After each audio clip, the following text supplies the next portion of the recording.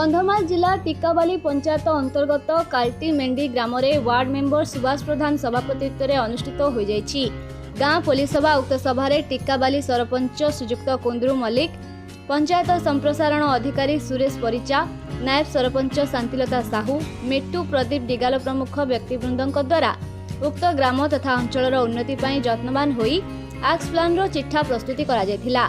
इतिमध्यरे grammar मंडप, रास्ता छुआ, फार्म फंड, घर, गुहाल घर एवं मुख्यतः टिप्पारिगा साहिनी ड्रापू ठारू सिकेट जोड़ी दे काल्टी मेंडी एवं बपल मेंडी ग्राम पर्यंत संजोग करुथिबा रास्ता को प्रधानमंत्री सड़क योजना रे अंतर्भुक्त करी रास्ता निर्माण, चेक डैम, जमी उन्नतीकरण, गार्ड वाल, पायखाना इत्यादि सुव्यवस्था करी ग्रामवासी उपकार हेबा नै हेमंत डिगाल, अशोक डिगाल, प्रजापति मल्लिक, ग्रामरा प्रधान समेत समस्त ग्रामवासी उपस्थित रही आलोचना रे अंशग्रहण करथिले।